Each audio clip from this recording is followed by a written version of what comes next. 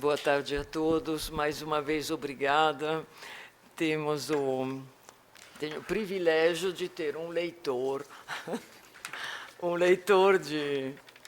em português aqui, porque tinha um texto que era interessante demais para ser lido com o meu sotaque ítalo-carioca.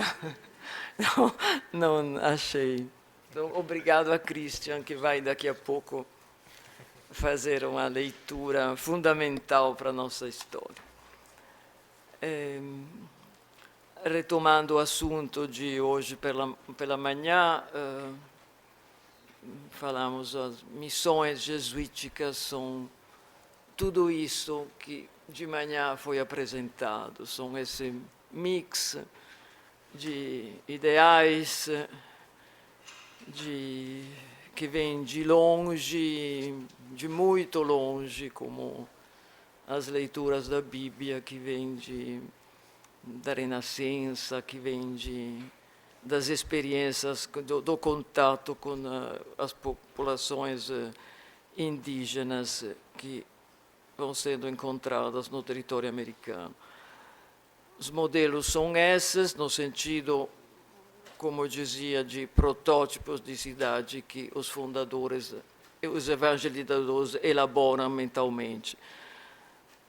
Aparentemente simples, na realidade, extremamente complexos. Mas tem talvez algo mais, um código, mais uma vez, a mais. Apesar de ter entre seus integrantes excelentes cartógrafos, é só pensar a carta do Rio Amazonas, do padre Fritz, ou as dos padres Soares Capazzi, durante a delimitação das fronteiras com a Espanha, a companhia sempre nos conta a sua ação missionária, sobretudo através da palavra e através das escrituras. Desde a fundação, Inácio havia dado as regras de comunicação interna baseadas nas cartas que os padres enviavam aos padres provinciais e sobre as relações que os padres provinciais enviavam a Roma. São as palavras escritas destas cartas, relações, a partir do padre Nóbrega, que a gente citou hoje de manhã, que geram imagens e que geram formas simbólicas, como a empresa do padre Nóbrega, que foi mencionada hoje, e formas espaciais concretas, como cidades, vamos ver daqui a pouco, e aldeias. El pueblo se trace al modo de los del Perú, ou como mais gostarem los índios, recomenda nas suas instruções o padre Guido de Torres, responsável da província do Paraguai. Diz isso aos padres missionários que estão indo rumo ao Guairá. Quer dizer, de acordo com Furlong, que a referência é a experiência de Juli ou os hábitos indígenas. Trata-se de uma liberdade relativa, porque logo a seguir ele fornece instruções muito detalhadas sobre a maneira de construir, de organizar aldeias, instruções que são bem parecidas com as ordenanças de Filipe II em 1573 e com a experiência em andamento em toda a América Latina. Mas o texto é importante porque indica quanto se considere de antemão pouco importante a questão do padrão, a tal questão do modelo que foi tratada hoje de manhã. Enquanto conhecemos plantas e projetos de igrejas e colégios, guardados agora principalmente na Biblioteca Nacional de Paris, estudadas por Valérie Radeau, são raríssimas as imagens de aldeias realizadas durante a experiência missionária, feita a exceção do padre Pauchi, que não se refere, porém, naquele extraordinário manuscrito que é guardado na Áustria, padre Pauchi, que não se refere, porém, às aldeias do Brasil. Temos plantas do São João Batista, onde atuou o padre Sepp, de São Borja, de São Miguel,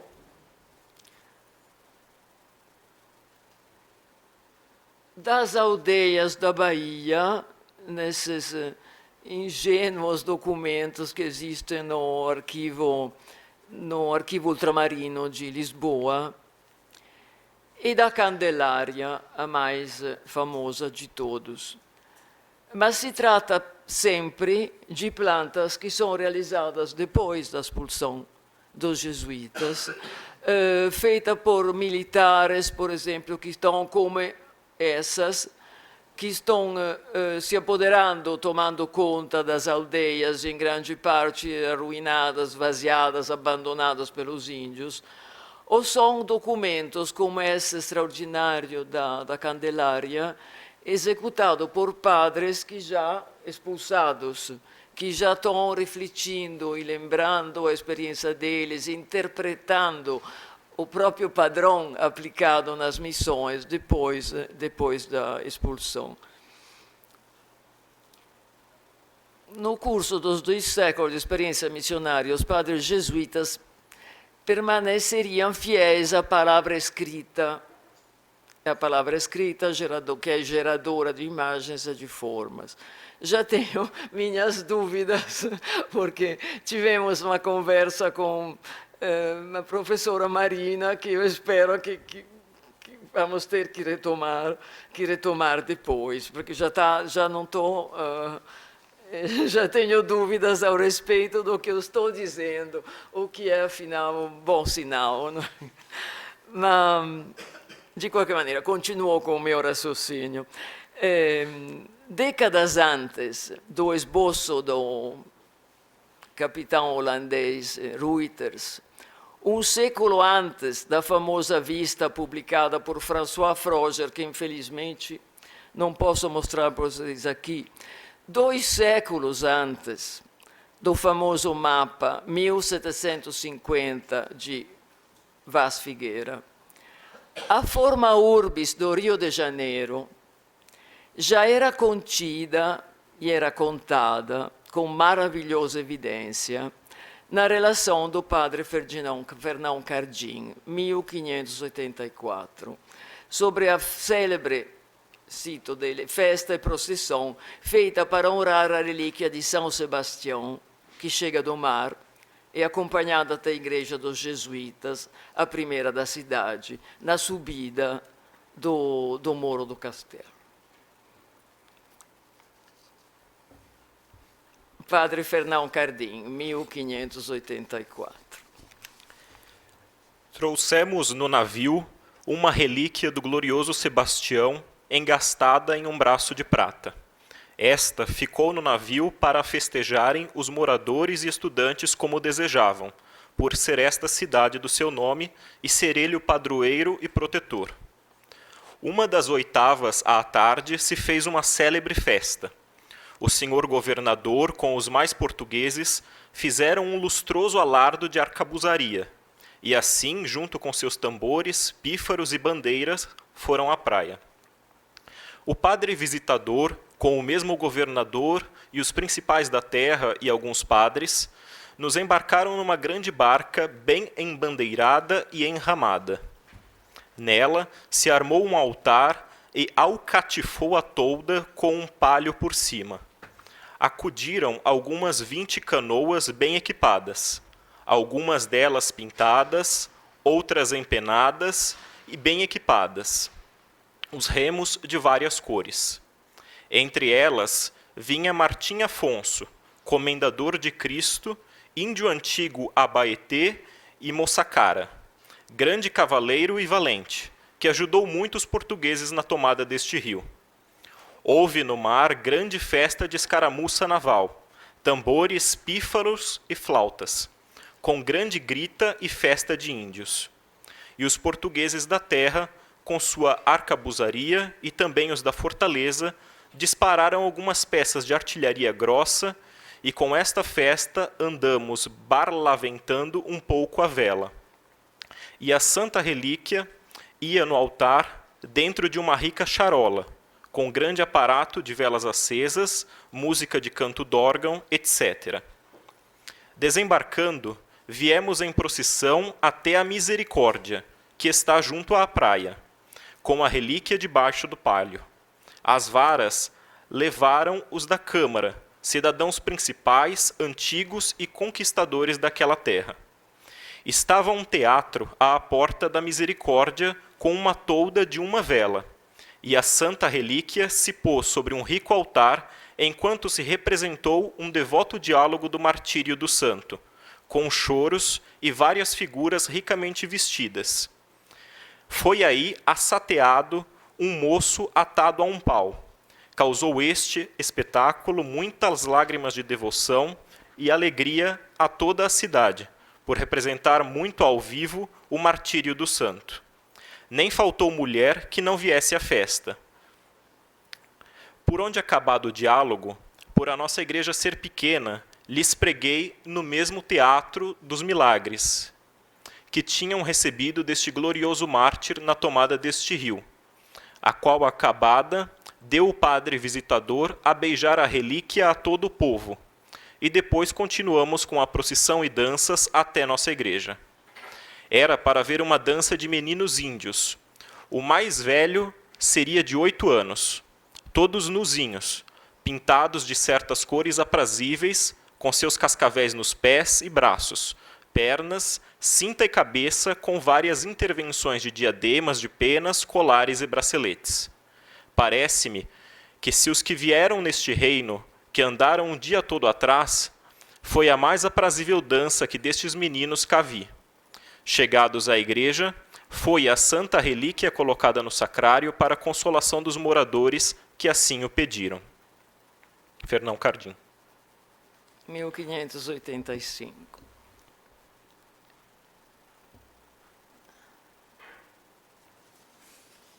É o núcleo originário da cidade fundada por... Esse aqui é o Moro do Castelo. Núcleo originário da cidade fundada em 1574 e 67. O Moro ficou centro do poder político e religioso durante todo o primeiro século da época colonial, protegido por muro de taipa e pela fortaleza que lhe deu o nome. Surgiam nele a igreja e o convento dos jesuítas, a catedral de São Sebastião, a casa de Câmara-Cadeia e as casas dos primeiros moradores. Depois da expansão da cidade na planície, na chamada Várzea, o Moro entrou num processo de lenta decadência que culminou, obrigada, Christian, que culminou em 1759 com a expulsão dos padres jesuítas. Apesar da perda de suas funções políticas, religiosas e militares, na imagem aqui vocês veem as duas subidas, a do lado de São José, que é a subida mais antiga, aquela do lado da Misericórdia, que é a esquerda, que é a subida mais antiga, aquela onde se desenrola a procissão que o Christian leu, e a outra ladeira do lado de São José, que fica à direita de vocês, que ligava o Moro a outra parte da cidade. Apesar da perda de suas funções políticas e militares, a relíquia, como é chamada normalmente pela imprensa do século XIX, sobrevive até o século XX, resistindo, graças a seu valor histórico, paisagístico, aos projetos dos engenheiros e dos higienistas, que ao longo da segunda metade do século XIX começam a sugerir a demolição do Moro para ventilar melhor a cidade e para melhorar a higiene da cidade. Contemporaneamente, os pareceres dos higienistas e toda uma série de propostas de empreendedores para a demolição. Uma delas será a do futuro prefeito Pereira Passos, apresentada no final dos anos 80 do século XIX e rejeitada, como todas as propostas análogas, pelo governo do imperial. temo muito o osmanismo, havia falado o Dom Pedro II, que sistematicamente rejeitava todos esses projetos inspirados ao que estava acontecendo na Europa e principalmente em Paris.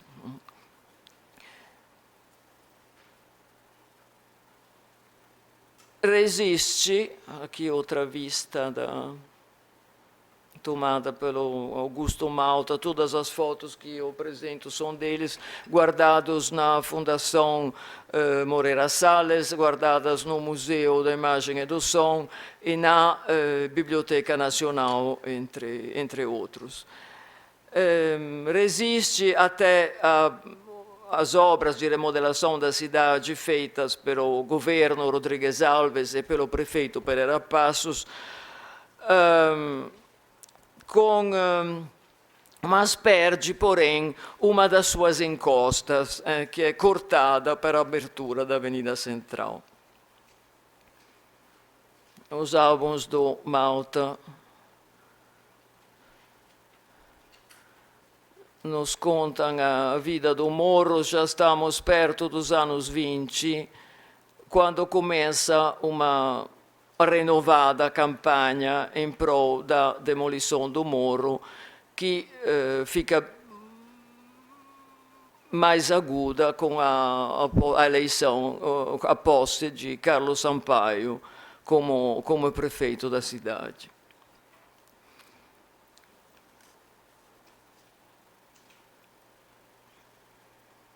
Subindo pela ladeira dos Jesuítas, ultrapassando a ladeira dos Jesuítas, se chega no Largo do Castelo. Lá à direita tem a escola, que funcionou até o último momento. E a história da demolição,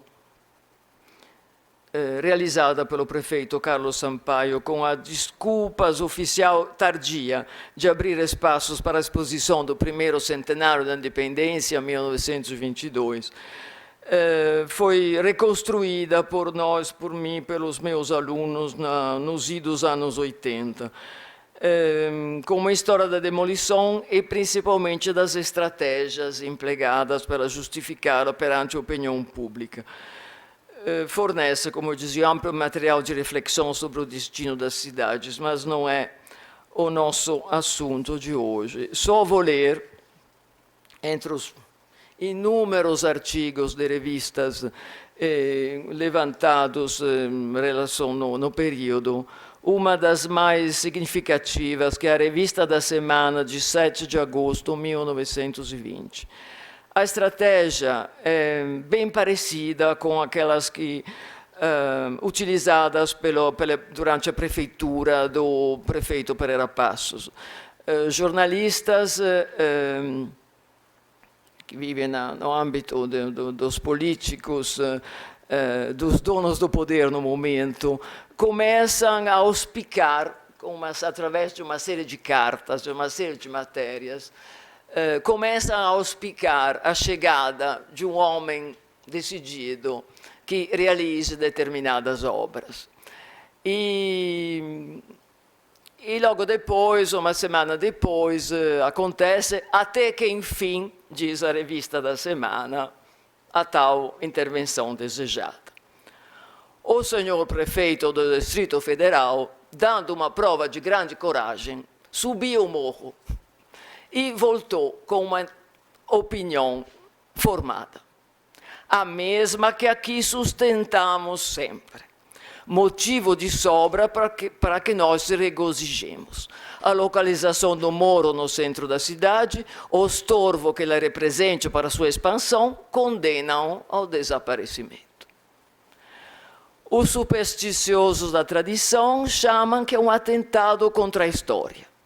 Os fanáticos da natureza gridam que é um atentado contra a beleza panorâmica do Rio. Uns e outros poderiam ter razão. Assim mesmo, não conseguirão anular a sentença. Mas, afinal, nenhum considerável monumento histórico ou de arte torna sacrossanta a colina. Quanto à beleza natural desse cômoro, devemos convir que tal adorno pode bem dispensar-se numa cidade tão prodigalmente dotada de maravilhosos aspectos. O Rio de Janeiro tem um colar de montanhas grandiosas. Uma pequena pérola que se desata não representará perda sensível nessa parure suntuosa. Desgastado na sua base pela ampliação da cidade, bloqueado de avenidas e praça, ostentando em suas faldas íngremes uma edificação tumultuada e mesquinha, o Moro do Castelo já nem é um adorno. Em nome de uma falsa estética e de uma frágil tradição, o Moro tem sido preservado e considerado intangível. Julgou-se como um sacrilégio derrubá-los. E os cariocas, que nunca subiram as suas ladeiras, chegaram a imaginar que ele era como um pedestal de um sacrário, onde se guardava um tesouro. O senhor doutor Carlos Sampaio teve a coragem de resistir a esse culto. A tradição não enublou a sua visão de homem utilitário. Homem do seu tempo, o engenheiro governador da cidade encarou o Moro histórico como um quisto encravado no seio da urbe e prepara-se para extirpá-lo. A linguagem dos higienistas e dos médicos é sempre o recurso principal. Termino, então, quase, o relato, bem mais frio, com outra... com a crônica bem mais fria e sarcástica da outra procissão. Procissão é o contrário, que não merece a voz do Christian a essa altura, e que depois da exumação do Estácio é a última missa da Sé. Vamos aqui a exumação dos ossos de Estácio. Teve até quem na imprensa duvidou, disse, de repente nem são os verdadeiros ossos de Estácio, de repente não sejam. Isso aqui é uma coisa que circula muito. Porque sempre se fala, é muito interessante na imprensa, mesmo os que defendem o Morro, berço da cidade, contém o marco de fundação da cidade, contém os ossos de Estácio, contém... De obras de arte não se fala, Renata praticamente nunca, mas e tem essa vista maravilhosa, isso ninguém pode negar esse fato. Nunca se fala nos moradores. Sobre os moradores só tem uns pouquíssimos artigos. Se fala nos moradores no sentido de dizer que aquela pobreza faz mal ao coração, que o Moro é sujo, mas nunca se fala explicitamente dos moradores ou do problema social. Muito se fala, sim, dos ossos do Estácio, que no final são exumados, como se vê aqui, na presença de todas as autoridades religiosas, civis e militares. E, bem feito, a última missa na Sé é amplamente descrita pelos jornais. Malta nos deixa essa imagem, rasga coração, onde aos lados do altar de Santo Inácio, da relíquia de Santo Inácio, sentam todas as autoridades e no meio um menino descalço apresenta-se, oferece a vela dos moradores. Então, terminada a última missa,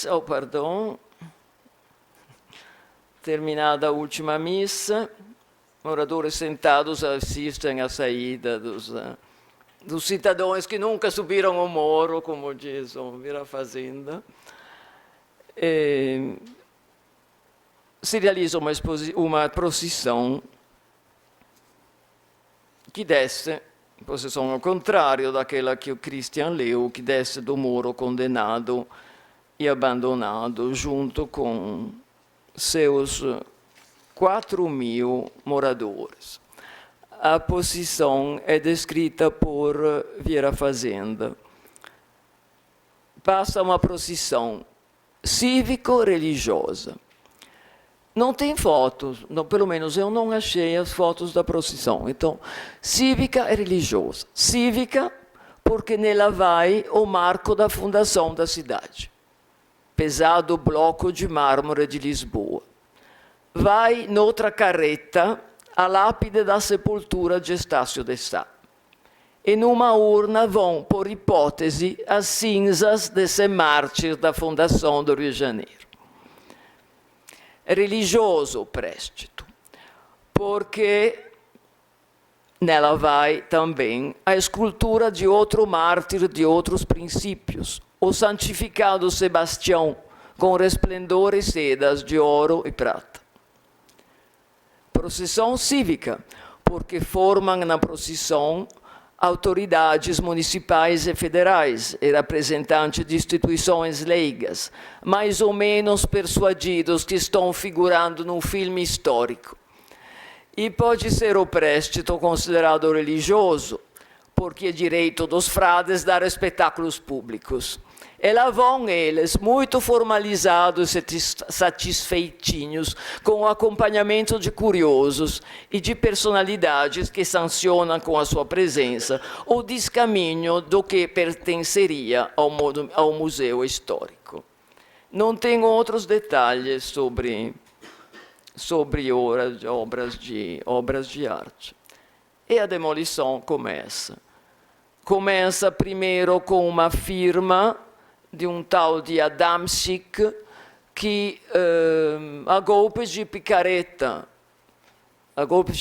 enfrentam esse imenso morro e os escombros são carregados sobre carroças e levadas até o mar para formar o aterro da futura exposição de 1922, que se aproxima.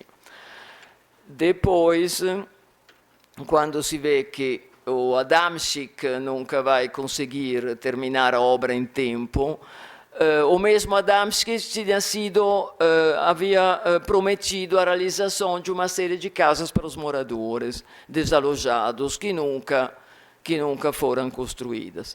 Quando se vê que a obra de Adamczyk não vai conseguir realizar a demolição, é contratada uma firma americana de um tal Kennedy, que com jatos de água termina, como vocês podem ver, o negócio. As imagens do Malta acompanham a demolição muito de perto, quase a cada dia.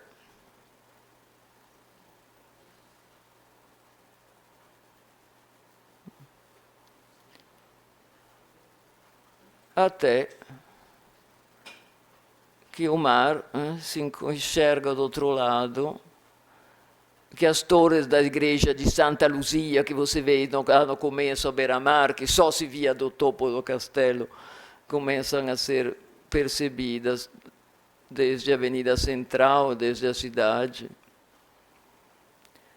E ainda com os escombros, grande parte de escombros do morro no aterro obtido com as demolições, se realiza, como vocês podem ver lá no fundo, são construídos os primeiros prédios da exposição internacional de 1922.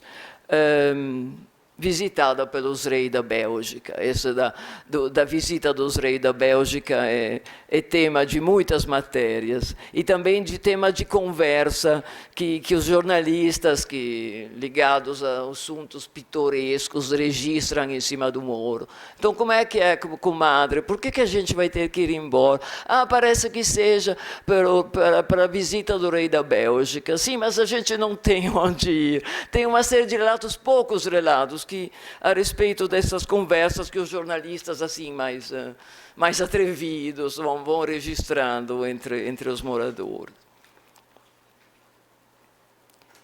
Durante décadas, na grande área de Resulta, não? Deixada vazia pelo morro. Não se realiza nada, nenhum projeto de cidade era previsto nas intenções, além da demolição e da realização da exposição nacional, internacional. Essa é a história que eu queria contar para vocês. Cabe agora a Renata Maria de Almeida Martins, a quem agradeço de todo o coração por essa minha temporada brasileira, a tarefa de continuar estudando e reconhecendo as obras de arte que sobreviveram do desmonte, que nunca são contadas nas matérias da imprensa, mas que são, de fato, em número muito maior do que nos deixa imaginar a trágica procissão descrita por Ferreira da Rosa em 20 de janeiro de 1922. Obrigada pela atenção.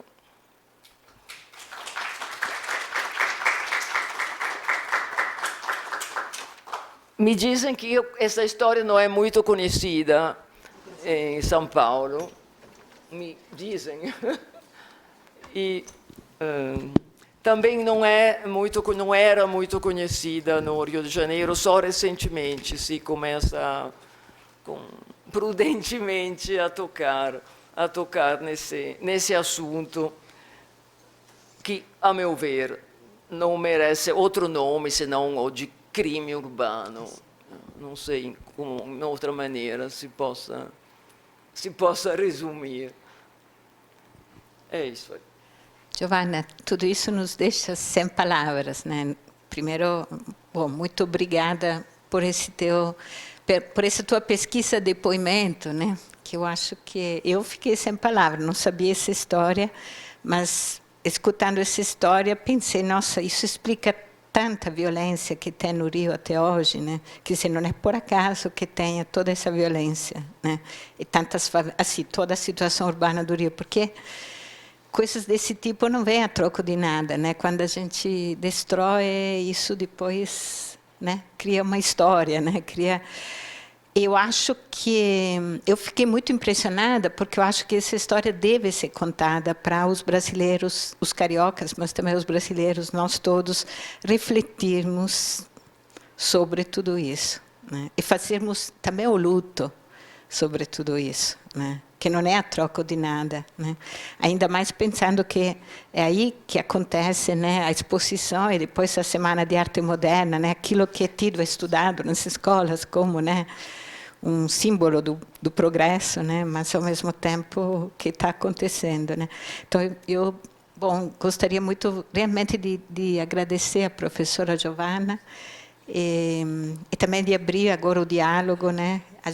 A Renata vai falar. Obrigada, Giovanna, e também pelas palavras da professora Marina. Eu também fico muito emocionada.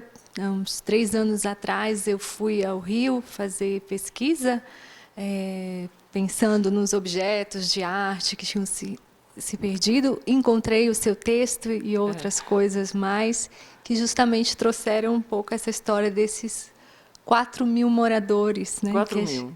Que a gente simplesmente, né, na história da arquitetura, ou na história da cidade, né, isso fica completamente apagado, invisível. Eu acho que isso que a gente está tentando, através dos nossos projetos, né, e de vocês todos que fazem parte das discussões e tudo, de pensar nessa modernidade, né, dentro também de uma colonialidade, né, e do desafio que é fazer uma história justamente decolonizante, se for, e em nome de tudo isso que tem reflexos, né, grandes, e a gente sabe até hoje.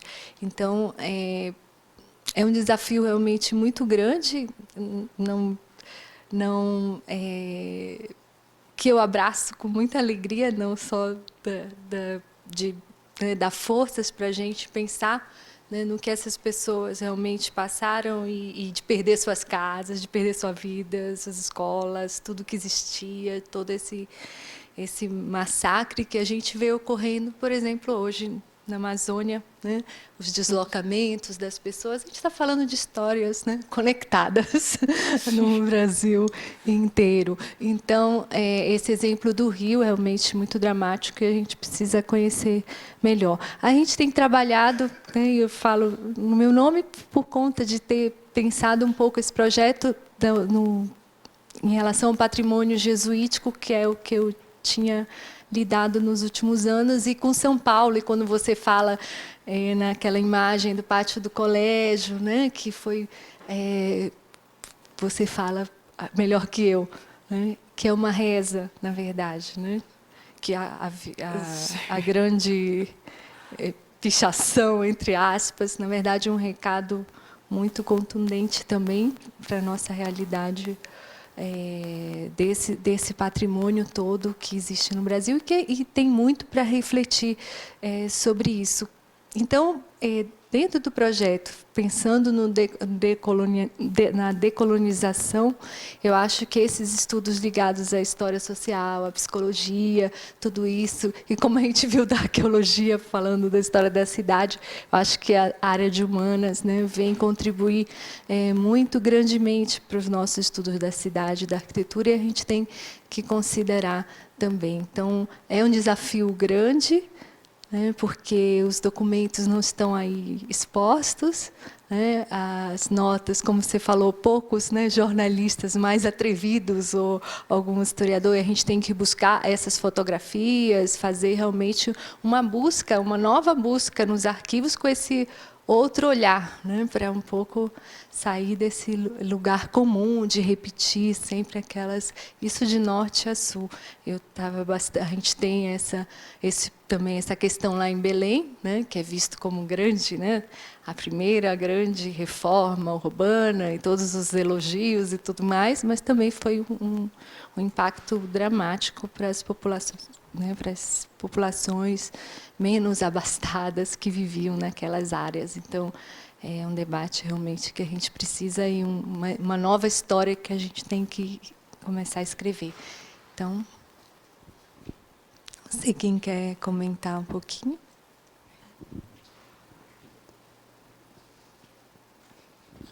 Mas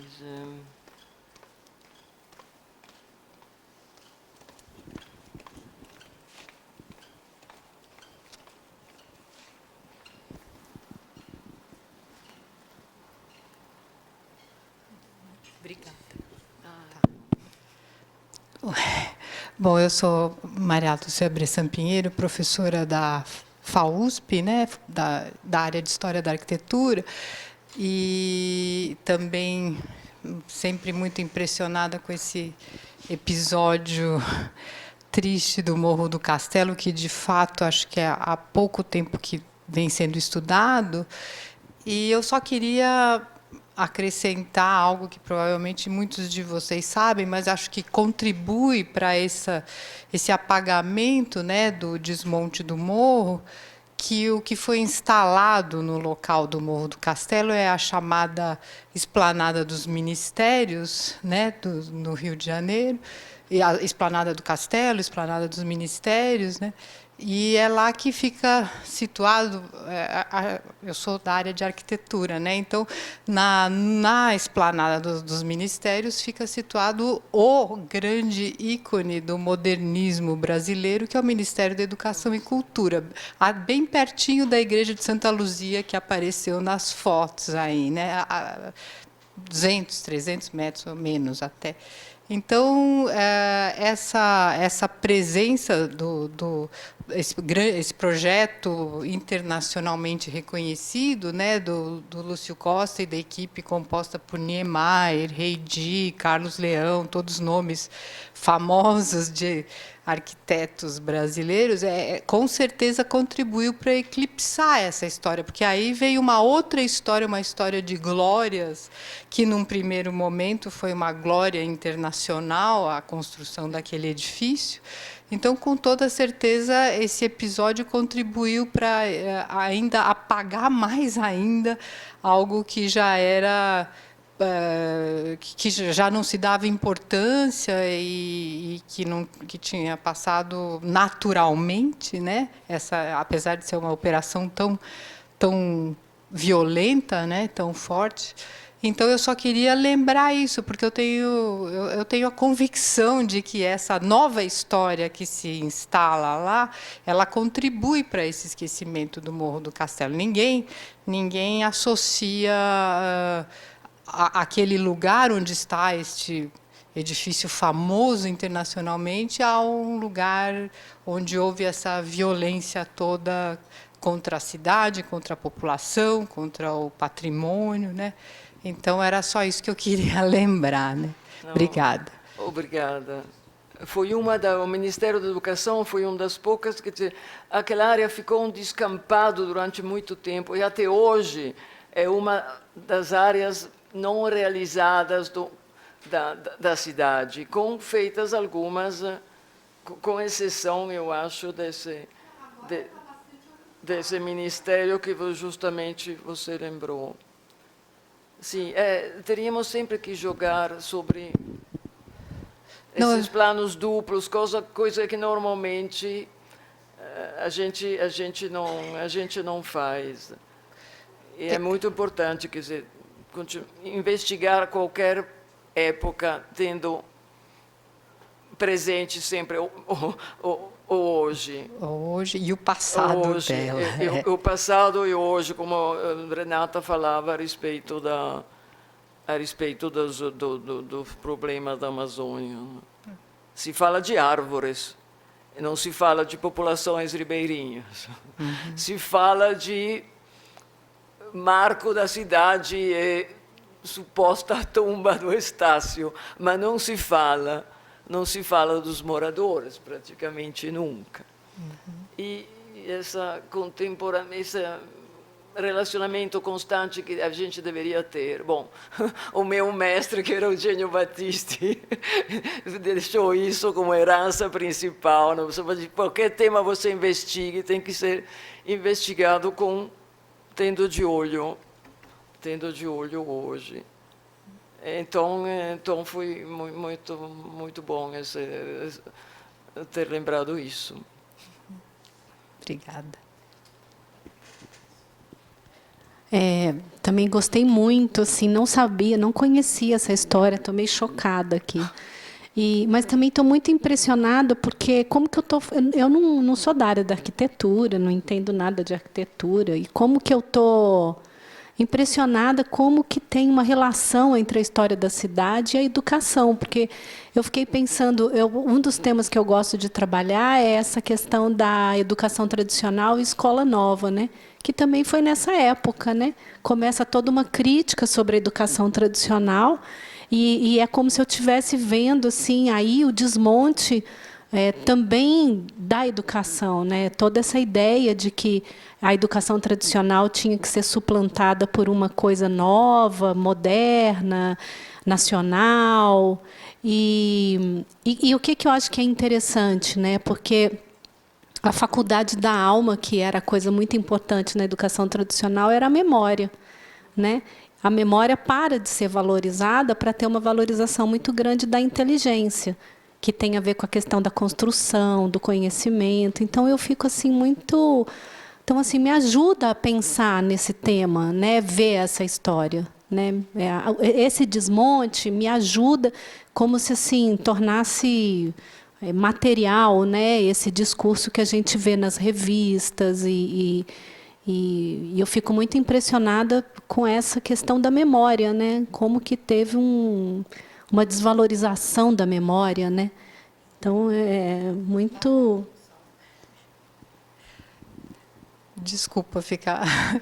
Mas aí me lembrei que, paradoxalmente, também, neste mesmo edifício do Ministério da Educação que eu estava falando, funcionou, nesse mesmo edifício estava ligado o primeiro órgão de preservação do patrimônio, o SPHAN, Serviço do Patrimônio Histórico e Artístico Nacional, criado em 1937, né? E concomitantemente ao projeto do Ministério da Educação. E funcionou lá mesmo, naquela mesma sede. E nenhuma palavra, nenhuma manifestação em relação ao episódio do Morro do Castelo. Ainda não encontrei. Eu tenho pesquisado justamente a atuação do IPHAN nos seus primeiros anos e não há, até agora, nenhuma palavra sobre o assunto.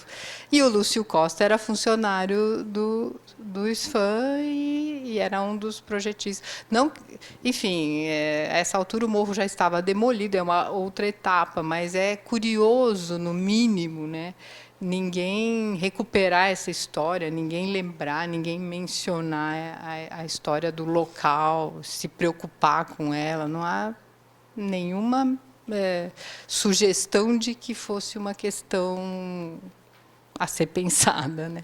Isso que também é paradoxal.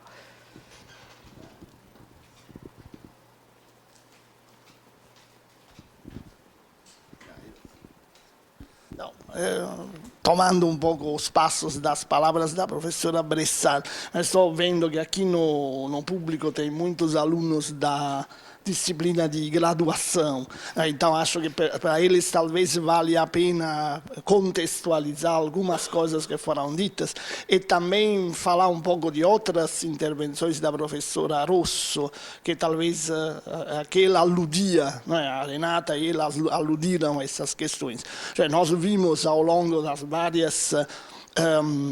várias aulas, dos vários seminários da professora, a destruição, demolições, etc., sobretudo ou transformações, sobretudo de lugares da memória que antigamente eram colégios jesuíticos, Vitória, São Paulo, e depois esse episódio straordinario, a professora Bressan lembrava muito justamente o paradoxo que, enquanto si costruì a ideia da preservação do patrimônio histórico nacional, si destrói completamente a presença física desse patrimônio na capital para sobrepor uma outra visão da cidade. Então, são todas coisas que devem ser vistas criticamente. Não é?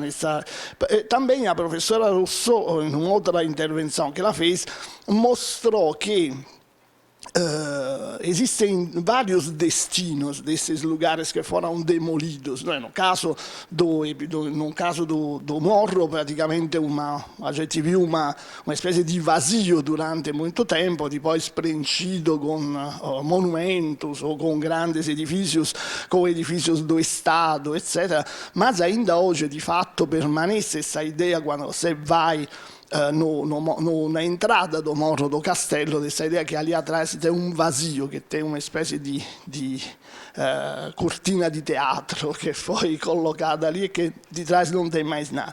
Mas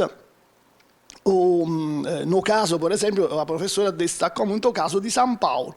Isto é, no caso de São Paulo, nós temos a demolição do colégio, do lugar do colégio, e depois a sua reconstrução, ou pelo menos a reconstrução da igreja em 1954. E aí ela estava falando justamente do episódio da pichação da parede. Era isso que ela estava alludendo. Se vocês talvez vocês não acompanharam essa coisa, porque não estavam fora do contexto. Mas ela estava alludindo ao episódio da pichação que foi feita, acho no ano passado, se não estou enganado, no colégio, na parede do colégio dos jesuítas, do museu do pátio do colégio, que foi interpretada em grande parte como um ato de vandalismo, uma ofensa à história. Muitos dos órgãos da imprensa falaram do colégio como se fosse um edifício realmente do século XVI, que estava sendo profanado por vândalos e outras coisas. E nós conversamos muito sobre isso, mas agora estou começando a entender melhor o que a professora estava querendo dizer.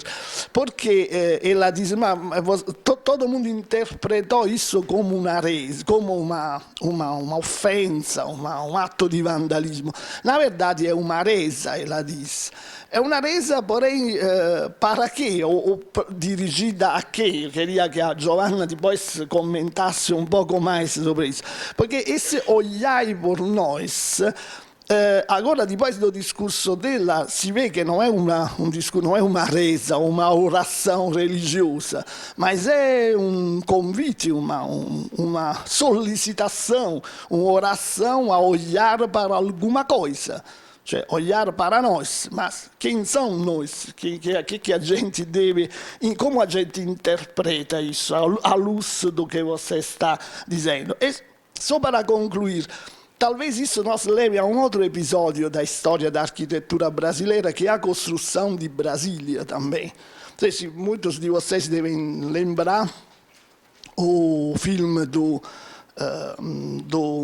justamente do filho do Melo e Franco, que era o diretor dos FAN, não é? do Serviço do Patrimônio Histórico Nacional, em que ele mostra essa construção de Brasília, mas mostra também como, enquanto se constrói Brasília, todos os operários, os trabalhadores de Brasília são levados para lugares fora da cidade da capital, em que não são contemplados na ideia da cidade que se está construindo. Está construindo uma cidade monumento, de todas as formas, em que os operários não têm lugar. Eles vão como dizer, irão a morar nesses lugares que são eles que vão, de alguma maneira, construir de forma improvisada e criar ao redor da cidade uma cintura de lugares que são justamente periféricos e marginados enquanto se está construindo a capital. Então, agora, ouvindo falar a Giovanna, digamos assim, me pensava de como essas coisas têm relação entre elas, e queria que você, eventualmente, se quiser, fizesse algum comentário, explicasse até melhor o que você tenta de dizer. E, do outro lado, eu queria ouvir um pouco a opinião de vocês a esse ponto. Estou jogando isso como uma provocação.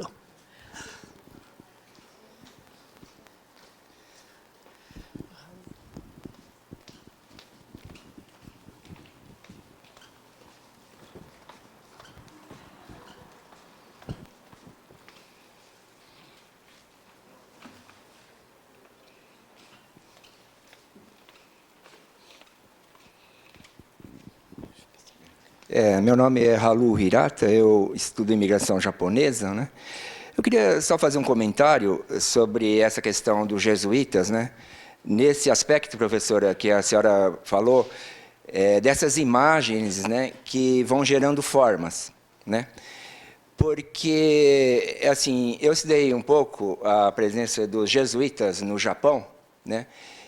E o que foi espantoso, no caso, os que receberam o jesuíta lá no Japão, que foram os monges budistas, é que no primeiro diálogo com os jesuítas, né, os jesuítas, né, falavam assim, de uma forma assim, que o espírito não precisava de ter formas.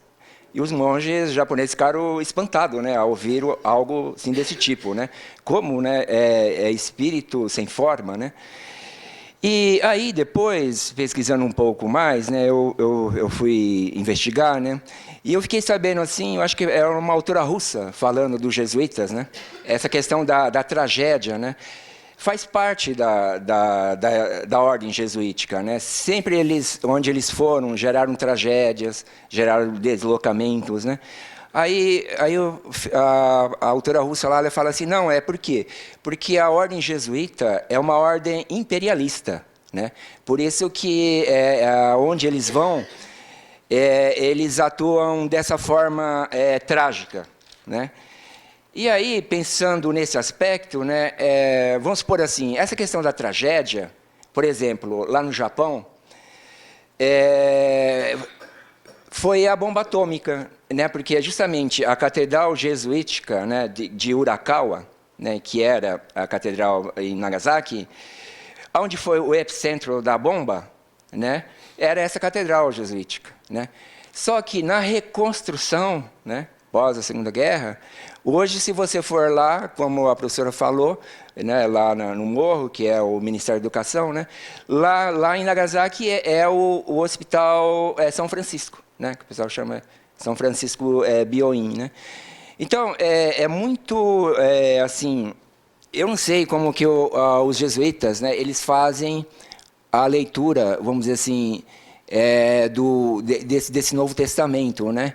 Mas o que me parece que a impressão que dá, vendo pela história, para onde os jesuítas estiveram, sempre houve tragédia, né? Que essa questão da tragédia é uma parte assim da própria forma que o jesuíta lê os textos sagrados, né?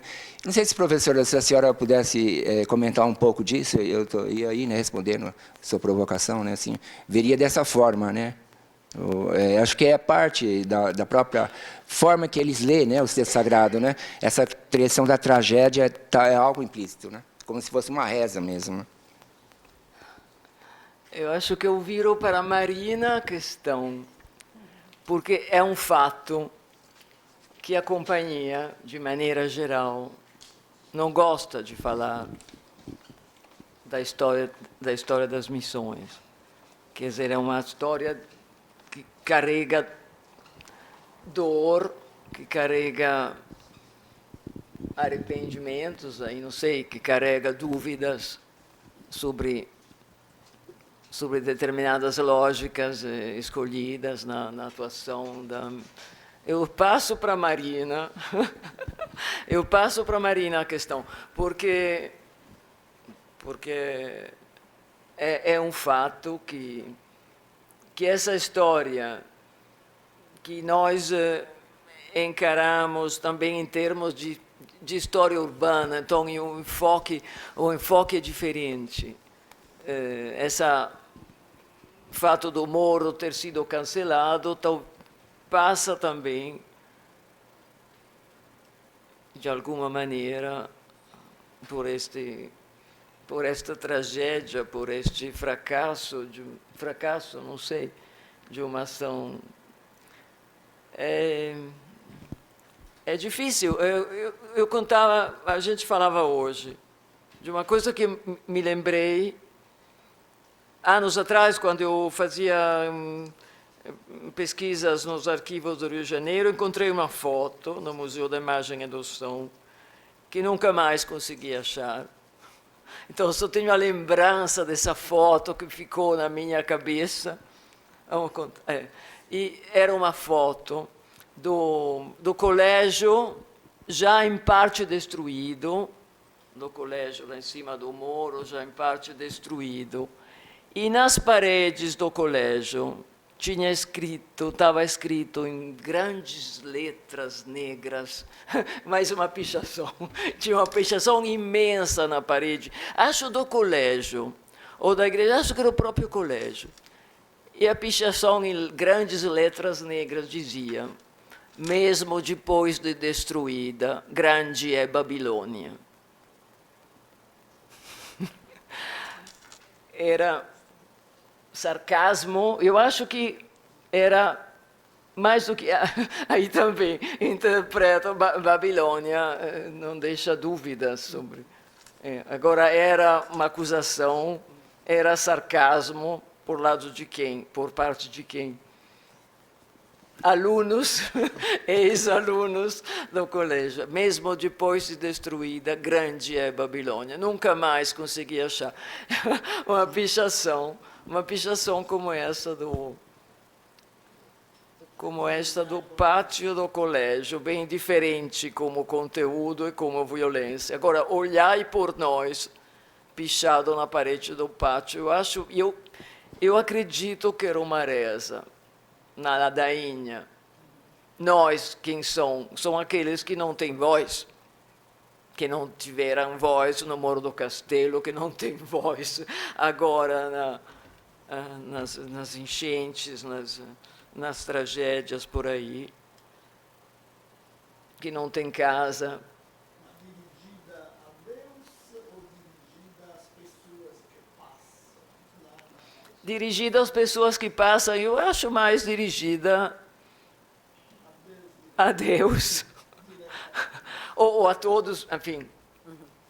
A todos e a Deus. Eu vejo mais como uma reza. Será dirigida às pessoas que passam, é uma. Mas não, nem assim, é uma reza de qualquer maneira, não é protesto, não é. Veja só como é que a gente está. Se preocupa uma boa vez com a gente. Né? Olhem para nós. Olhar é a primeira coisa. Voltando ao tema dos jornalistas, tem eu não li tudo, mas li muita coisa.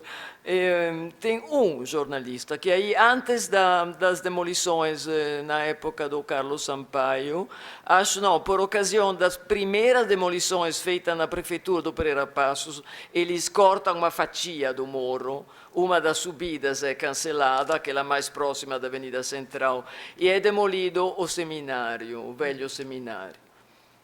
E um jornalista sobe até o seminário.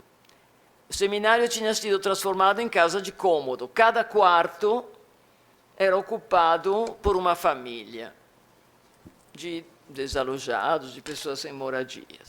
Ele vai de quarto em quarto e relata todo, com nomes e tudo, e número de pessoas, os que estão morando dentro do antigo seminário, e que tem 8 dias para deixar o lugar que vai ser demolido. Metade dos nomes, eu comentava com vocês, são nomes italianos. São descendentes dos imigrantes que não tiveram sorte.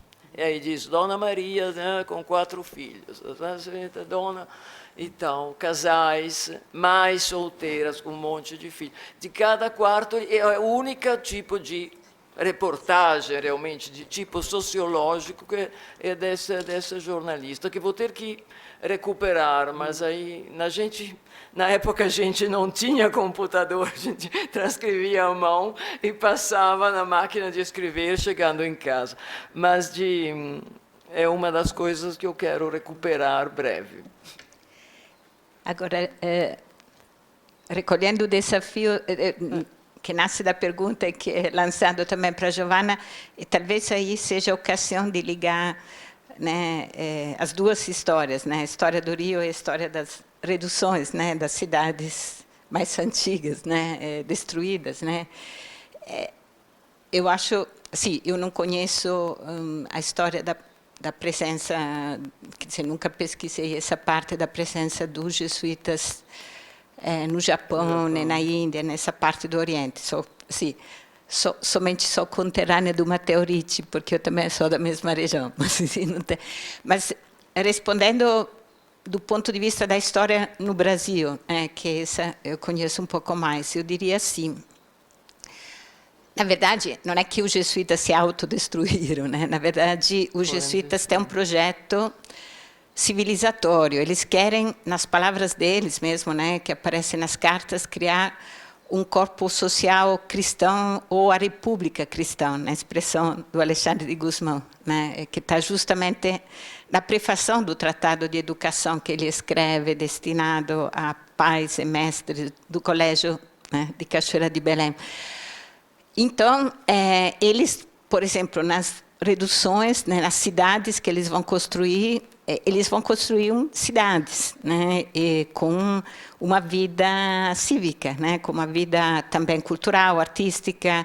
Os índios guaranis que moram nas reduções, todos aprendem a ler, escrever e contar num momento histórico em que isso não ocorria, por exemplo, no Brasil, né, na colônia portuguesa, no caso.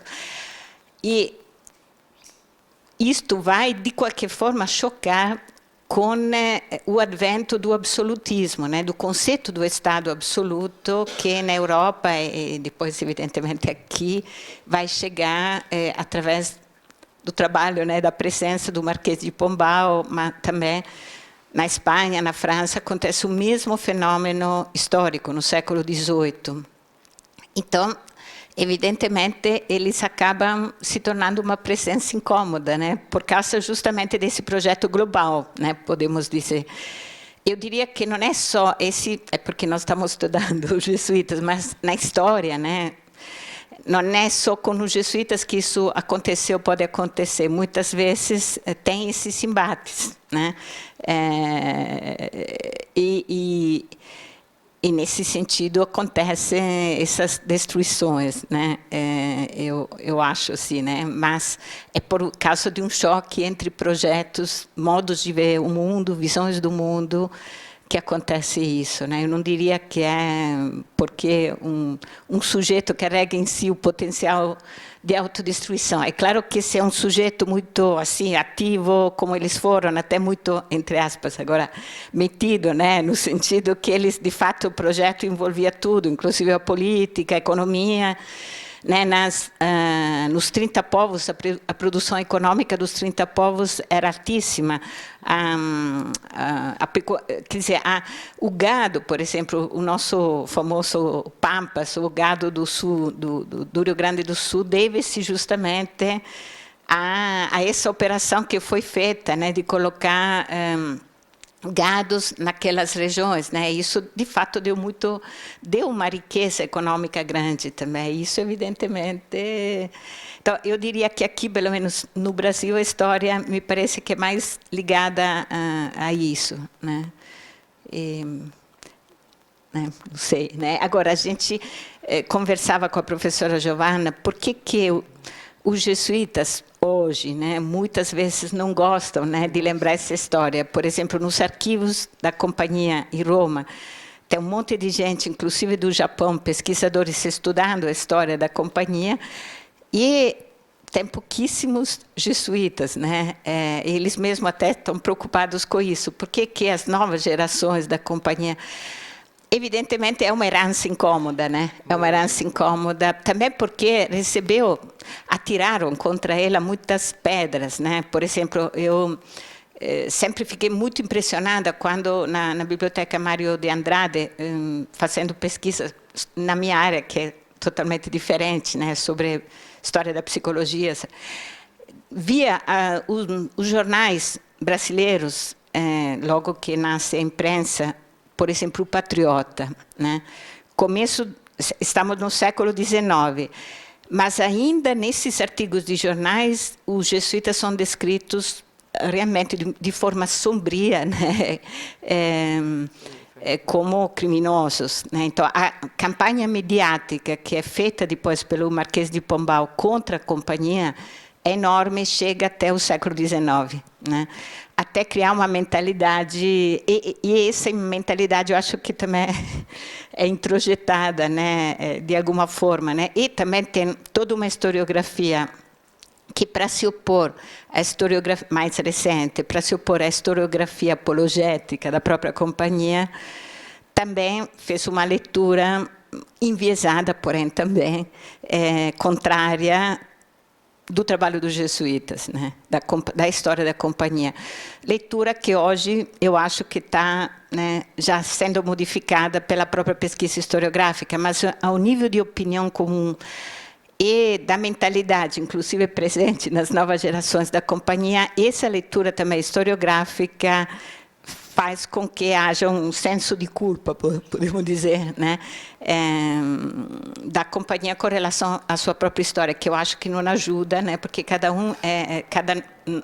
todos nós somos atores da história e é importante assumir o nosso protagonismo no bem, no mal, né, porque isso é de qualquer forma um modo mais certo para construir, assumir que nós somos atores, cada um protagonista de um processo, né, em que tem acertos, tem erros, tem violência, tem também construção, né. Então, a meu ver, um pouco essa, né, pelo menos nesse momento, né. Claro que essas coisas mudam na medida que a gente vai conhecendo mais, né, Giovanna, as coisas, né. Sim. Não dá para fechar assim a resposta, né. De qualquer maneira, sim, essa atitude que a gente verifica em inúmeras ocasiões, discursos desviados, na própria PUC, eu tinha um projeto nos tempos idos sobre essas questões, sobre a Amazônia, e o padre reitor me falou: Giovana, deixa para lá. A gente não gosta de Pombal, evidentemente, mas também não quer, não gosta muito de mexer, de lembrar esse assunto. E isso não ajuda os historiadores que nas pesquisas, mas realmente desviam, não querem, deixam, não querem nem... que é fenômeno muito interessante, afinal importante. Eu só gostaria de complementar um comentário a respeito dos jesuítas, esse momento de destruição, porque em Vitória a transformação não foi uma destruição diferente, né? Ela culminou com um momento em que nós tivemos lá 3 irmãos nos 3 principais poderes da província na época. Então, o presidente da província, o bispo da cidade e o juiz. Então, foi praticamente arrasada essa lembrança dos jesuítas nessa conjunção da presença dos 3 poderes, né? E que isso vai influenciar toda a visão da cidade e as consequências políticas de urbanismo de lá, né? E outro comentário, né, diante dessas pichações aí que os jesuítas parece que estão suscitando, né, esse olhar e rogar por nós que teve aqui em São Paulo, eu vejo como um pedido mesmo para olhar não para o monumento, mas olhar para as pessoas.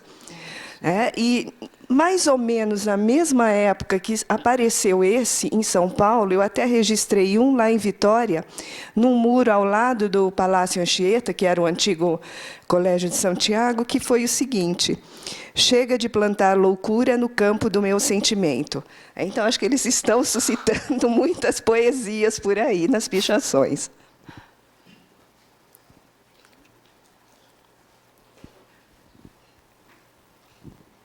Só comentando rapidamente, fiquei feliz de ter você aqui, representante japonês, nipônico, na nossa reunião. É muito importante, a gente está tentando trabalhar, né, com as histórias globais e conectadas, principalmente. Acho que, e pensando na tragédia, eu não pude, depois de ouvir o Cardim falando, né, do nosso São Sebastião, Marte, flechado, e toda essa história, eu não acho que a história da tragédia no Japão está ligada muito à questão dos martírios, né, e dos mártires, e fica essa impressão, né, muito forte, que a companhia usa realmente também como uma espécie de propaganda no mundo inteiro, os martírios e a tragédia que ocorre no Japão. Talvez isso seja muito forte, inclusive, não conheço muito, mas na historiografia japonesa, e fica essa sensação da tragédia, que a gente, por exemplo, aqui no Brasil, lê esse texto tão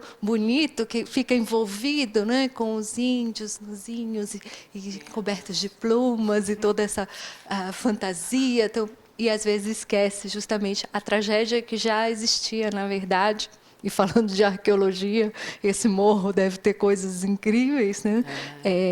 De tragédias muito anteriores, como a Marina falou, a destruição mesmo dessas culturas ameríndias, né? Das culturas nativas, que também já se carrega aí nessa procissão, né, junto com os mártires. Então, de alguma maneira, tem esse aspecto, né, que fica, e talvez também seja a hora de um pouco fazer essas ligações todas. No colégio de Salvador, a gente tem no teto da sacristia, os mártires do Japão costumam comentar. Temos também em Lima, na sacristia, azulejaria com os mártires do Japão, né? Eles são, alguns têm espécies, facas, mas outros já estão americanizados com umas flechas, substituídos por flechas, né?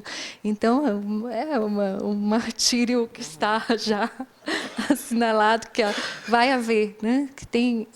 Que isso envolve uma tragédia dos dois lados. para os jesuítas, que vem para essa empresa, entre aspas, e para essa sociedade que vai receber, né, em diferentes partes do globo, claro, pensando nesse projeto civilizatório de uma única, né, como uma única identidade que é ocidental, então vai apagar o Oriente, vai apagar as sociedades ameríndias e vai tentar impor uma única ordem, né? E eu acho que também isso a gente pode refletir muito no que está acontecendo agora. Exatamente. Obrigada.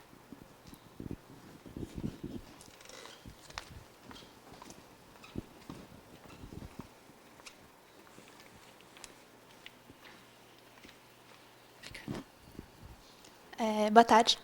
Eu tenho uma questão relativa à Igreja de Santa Luzia.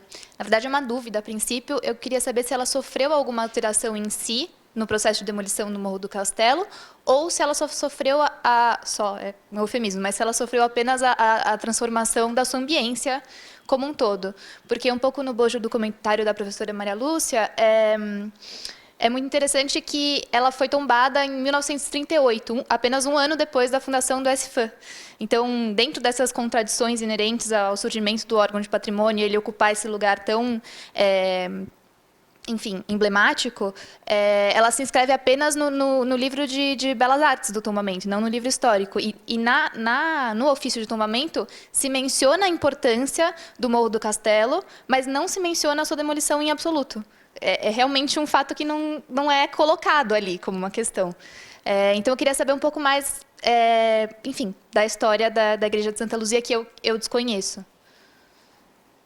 Eu conheço mal também. Quando foi tombada? 1938. 38. Eu lamento, mas não sei te dizer. Mas, até onde se sabe, ela permaneceu ali, inalterada com a demolição. Sim, ficou. E é interessante que um Agora, remanescente... maiores detalhes, realmente, sinceramente, eu não conheço. Ficou. Obrigada.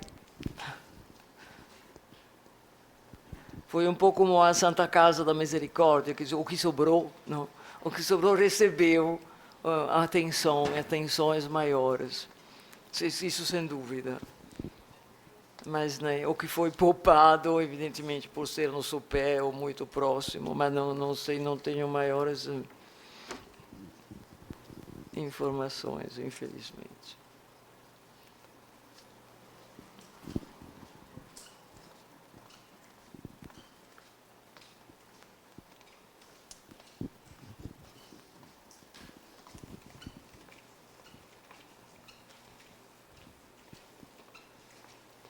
Fanno fare chilometri. Eu, de novo, lembrando aqui, recuperando o que a professora Maria Lúcia falou também sobre o Ministério da Educação, e todo esse projeto que existiu, né, ali muito próximo da criação do SFAM, e pensar que em 37 está sendo construído o Museu das Missões no Sul, né, e o que esse patrimônio, por que é tratado de uma forma, até hoje, também diferente, né? Quando a gente fala de missões, a gente pensa nas missões do Sul e do patrimônio missioneiro, Guarani, né?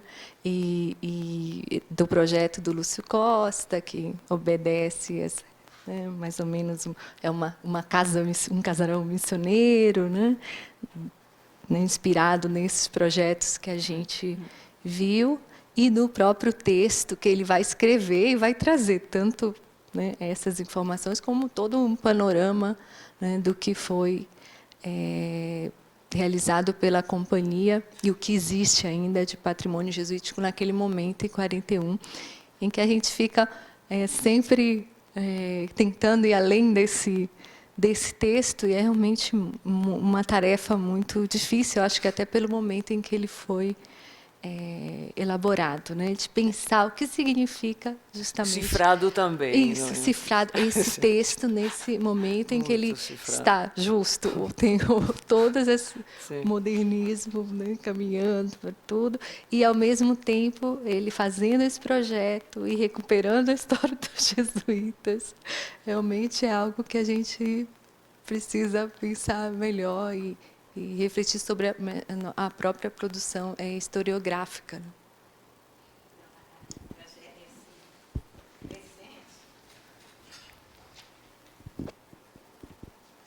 A tragédia recente, né, para falar, é que esse museu que o Lúcio Costa construiu em São Miguel foi destelhado por um vendaval alguns anos atrás.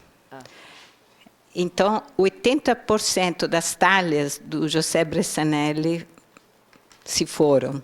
Né? Porque também, né, a construção foi bonita, mas foi pensada, talvez não levando em conta o clima da região, que é um clima com muito, assim, com muita possibilidade de vendaval, vento forte, chuva. Então, na verdade, parece que assim, a estrutura, as telhas estavam, era muito frágil.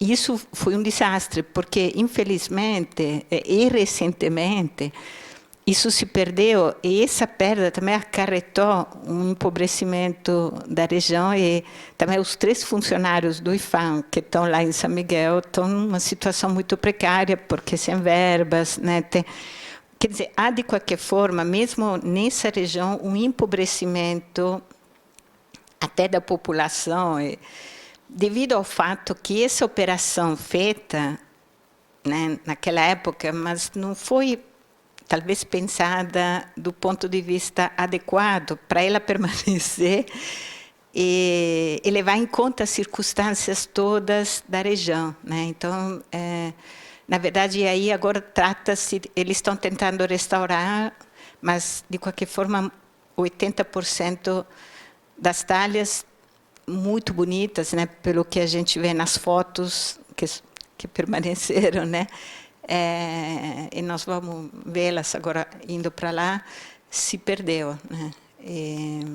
E também um outro problema que assim, ocorreu é que foi uma briga para restaurar o que sobrou entre as universidades da região. Né? Assim, então, entre o IPHAN, a universidade, então, também a operação de restauro, e ainda, acredito que agora é ainda pior, porque as verbas devem estar minguando para eles também. Né? Então, é outro problema da preservação mais atual, mas que a gente vê com relação também à operação que foi feita pelo Lúcio Costa naquela época, em termos de preservação. Né? E aí também é muito triste de ver a situação dos índios guaranis que estão aí, né, e que ficam no meio daquelas ruínas, justamente sentados por volta do museu, vendendo as suas obras de artesanato, que, por sinal, são muito bonitas, mas as condições da população são de extrema pobreza, as crianças são desnutridas, né, a gente vê que eles são... Então, quer dizer, é o passado, é o nós, né, aliás, por nós também num presente muito presente para nós, né. Nesse sentido, né, é um pouco, né, fazendo um pouco marketing agora do nosso grupo de pesquisa, né, a preocupação, né, desse grupo, né, Tempo, Memória e Pertencimento, que surgiu aqui no Instituto de Estudos Avançados, é justamente ligada a essa questão do patrimônio histórico e documental e monumental, né, e também da memória oral, que também faz parte, né, brasileiro, né. Quer dizer, o que significa valorizar esse patrimônio, portanto, preservá-lo, mas também transmiti-lo às novas gerações, por exemplo, no ensino, né, através da escola. Essa é a nossa preocupação, né, por isso... hoje, eu não sei, eu considero muito feliz, né, a contribuição da professora Giovanna, porque pega realmente o coração, né, falando em coração, do nosso projeto, né. Nesse sentido, eu tenho a esperança que nós vamos continuar colaborando continuando esse diálogo, também pensando no ano 2022, né? Quer dizer, em lembrar também esses acontecimentos, porque um dos aspectos importantes é justamente usar as datas, né, para fazer a memória, o luto daquilo que não aconteceu antes, mas que nós sempre podemos voltar a realizar, né? Esse resgate também dessa memória, né? Essa resposta à prece, né? Da pichação, né? Não sei, né? Tem mais pessoas? Não?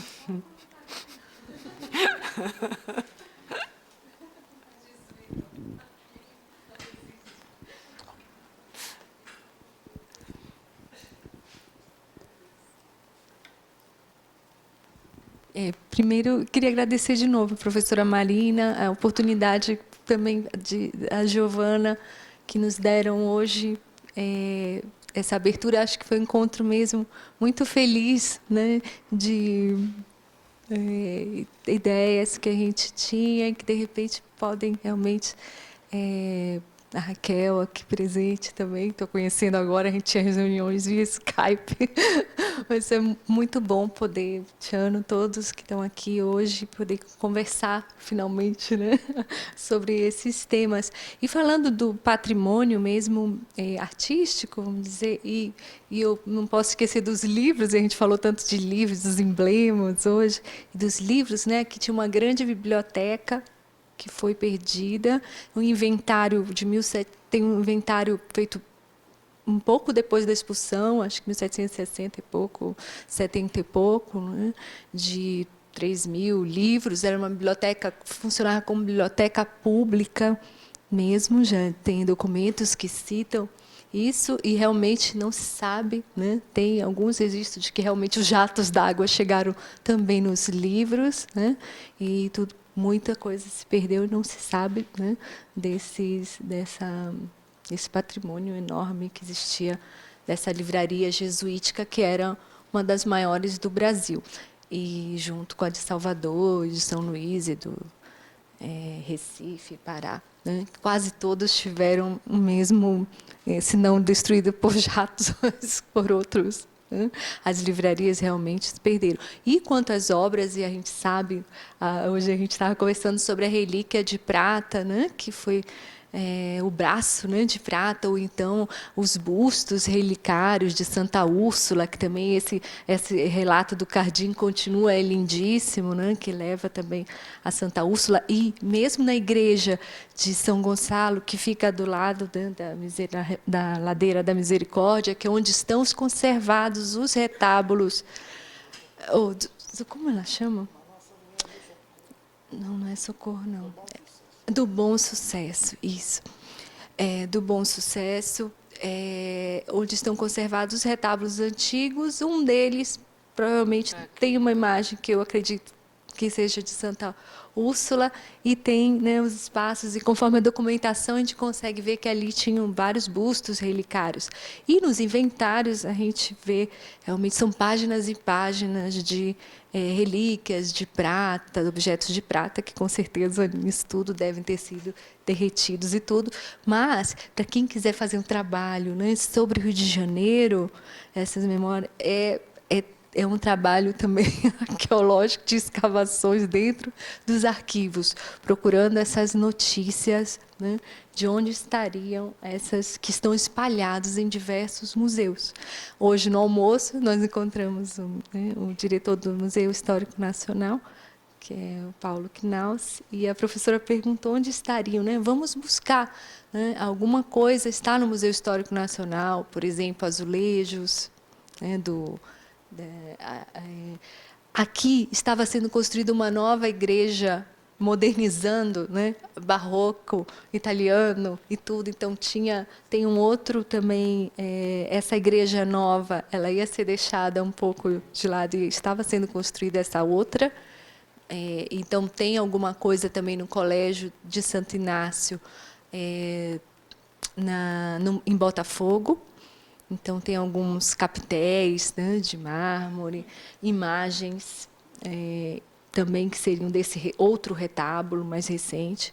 Mas o fato é que é um patrimônio que está distribuído em diversos lugares. Não é o caso, por exemplo, lá de São Miguel, em que se fez um museu, se juntou. Realmente tem que ser um trabalho que nós vamos ter que fazer, né, os historiadores, de juntar essas peças para também reconstituir a história artística, arquitetônica desses monumentos. E os livros, o inventário é muito importante, ele está disponível no site do Instituto Histórico Geográfico Brasileiro, esse inventário, em que fala um pouco também toda dessa cultura artística e desse momento dos jesuítas. Então, era só isso, só para dizer que cada lugar, né, tem a sua... Aqui a gente tem um pátio do colégio reconstruído, as peças estão, vamos dizer, um pouco mais organizadas, assim como o Museu do Embu, a gente consegue ter uma visão melhor. O Rio de Janeiro, realmente, essa demolição foi dramática para isso, porque precisa realmente reunir. Tem algumas pessoas trabalhando lá, como chama o César, que trabalha com patrimônio jesuítico, César Tovar, que também tem uma publicação em que ele faz, né, lembrando que esse colégio faz parte de uma rede de aldeias muito grandes, está ligado ao Colégio de Campo de Goitacazes, que tem outra história dramática também, e aí vai até o Colégio de Vitória, né, subindo Guarapari. Na verdade, é toda uma rede, né, muito grande, e a gente pode tentar, né, conectar justamente todas essas histórias, que agora é um trabalho justo para projetos de força. Aí, né, professora Marina, vamos pensar todos nós no futuro, e a gente conta com todos vocês. Né? Aqui tem a Carol, que estuda Athanasius Kirk, as coleções romanas, objetos americanos lá em Roma, né? E é isso, tem realmente, né, muito trabalho para ser feito. E com esse novo olhar que a professora Giovana traz também aqui para a gente hoje. Obrigada, Giovana, também de todo o coração por esse momento muito feliz para todos nós aqui. Tem mais alguma intervenção, comentários? Então, só para encerrar, eu queria só lembrar que, bom, a professora mostrou um caso extremo, não é, no Rio de Janeiro, mas a gente não deve imaginar que isso seja alguma coisa, alguma coisa exclusivamente ligada ao Brasil ou à América Latina. Aqui ela tem características peculiares, mas na verdade toda a modernidade é caracterizada por esse processo de destruição, reconstrução, preservação. Quer dizer, toda a problemática da preservação surge em função da destruição. Gostaria de lembrar aqui agora um belo texto do professor Dario Gamboni, que se chama, é um texto em inglês, tem uma publicação em inglês, mas seria muito interessante podê-lo traduzir ao português, que se chama A Destruição da Obra de Arte, em que ele fala justamente dessa dialética entre preservação e destruição, e faz também uma comparação bastante interessante com os fenômenos religiosos anteriores à modernidade, que são aqueles da iconoclastia e da iconodulia, isto é, a iconoclastia, a destruição da imagem para impedir o seu culto, e a iconodulia, a necessidade de preservar ou a necessidade de pensar na imagem como algo milagroso, digna de culto. E, na verdade, digamos assim, é interessante pensar o que há de próximo, o que há de diferente entre esses fenômenos. Então, eu queria agradecer mais uma vez a Giovana, não sei se ela quer fazer mais algum comentário, e agradecer a presença de todos vocês, ao público, aos professores que interviram e particularmente, naturalmente, a nossa convidada. Muito obrigado. Obrigado a vocês.